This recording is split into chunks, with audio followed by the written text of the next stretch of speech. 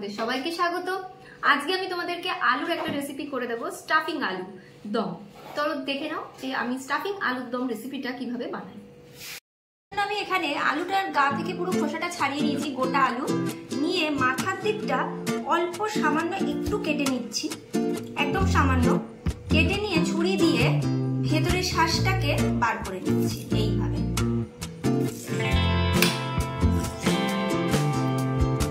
আমি এইভাবে ভেতর থেকে আলুর শ্বাসটা বার করে নিয়েছি, যাতে পেছন দিকটা যদি আবার ফুটো না হয়ে যায় সেটাও খেয়াল রাখতে হবে। আর একটু মানে ভেতর থেকে ভালো করে শ্বাসটা বার করে যাতে একটু পাতলা টাইপের হয়, গলে যায় আলুটা ভালো। এগুলোকে আমি ভালো করে নুন হলুদটা মাখিয়ে নিয়েছি। এবারে আলুগুলোকে আমি ভেজে নেব। কড়াইতে আমার তেল গরম হয়ে গেছে, এবার আলুগুলোকে আমি ভেজে নেব। আলুগুলো আমার ভাজা হয়ে গেছে, এবার আমি তুলে নিচ্ছি। পুড়ে রাখা আলুগুলোকেও মুচমুচে করে একটু ভেজে নেব।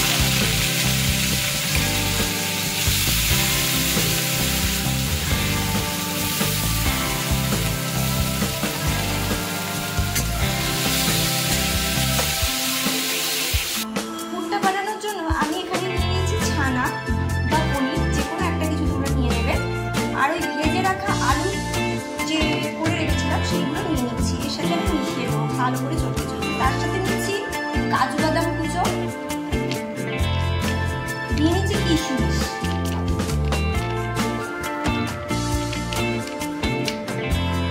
আর নিয়ে নেবো হলুদের গুঁড়ো, লঙ্কা গুঁড়ো, কাশ্মীরি লাল লঙ্কার গুঁড়ো, চাট মশলা, একটু স্বাদ মতো নুন, আর স্বাদ মতো চিনি দিয়ে সমস্ত উপকরণকে আমি ভালো করে চটকে চটকে মেখে নেব। পুরটাকে ভরে নেব আলুর মধ্যে, এইভাবে ভালো করে চেপে চেপে ঢুকিয়ে নেব।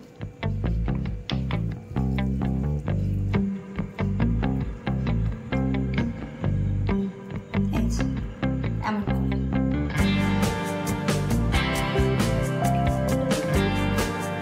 এইভাবে আমি অন্যান্য আলুগুলোর মধ্যেও ওগুলোকে ভরে নিচ্ছি। আমি কড়াইতে তেল গরম করে নিয়েছি, এতে দিয়ে দিচ্ছি কিছু গোটা গরম মশলা, আর দিয়ে দিচ্ছি একটু জিরে ফোড়ন, দিয়ে হালকা ভাজা ভাজা করে নিচ্ছি।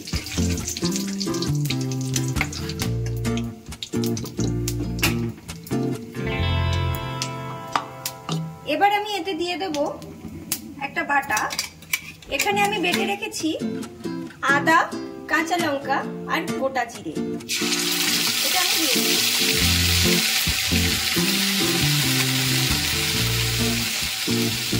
আমি একটু ভাজা ভাজা করে নিচ্ছি। এবার আমি এতে দিয়ে দেব কুচো টমেটো,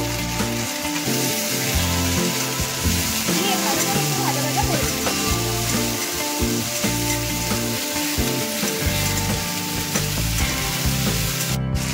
এবারে আমি দিয়ে দিচ্ছি এতে হলুদের গুঁড়ো,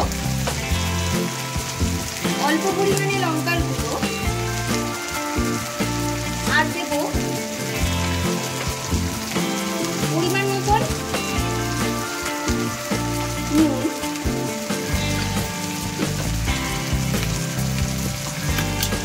কাশ্মীরি লঙ্কার গুঁড়ো দিয়ে ভালো করে কষিয়ে।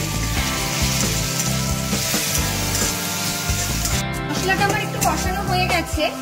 এবার এইরকম অবস্থাতে আমি এখানে দিয়ে দেবো ফেটিয়ে রাখা টক দই।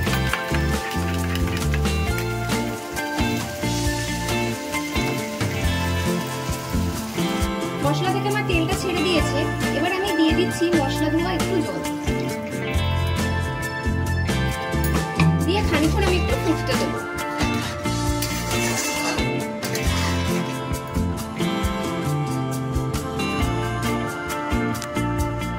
আমার ঝোলটা ফুটে উঠেছে, এবার আমি এই পুর ভরা আলুগুলোকে ছেড়ে দিচ্ছি।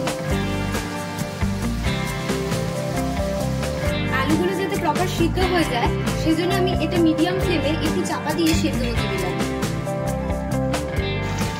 আমার আলুগুলো প্রায় সিদ্ধ হয়ে গেছে। এবার আমি দিয়ে দিচ্ছি এতে একটু মিষ্টি,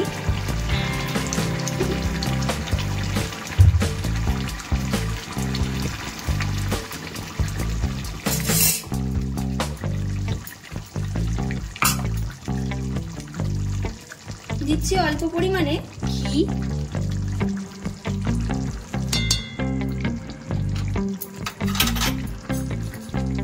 আর দিয়ে দিচ্ছি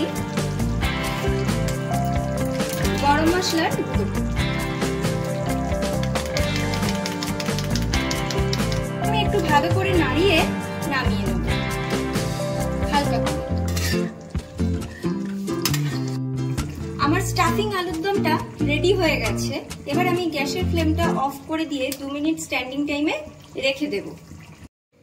আমার এই রেসিপিটা যদি তোমাদের ভালো লেগে থাকে, স্টাফিং আলুর দম, এটা অবশ্যই তোমরা নিরামিষ শীত দিনে ভালো করে বানিয়ে খেয়ে দেখবে।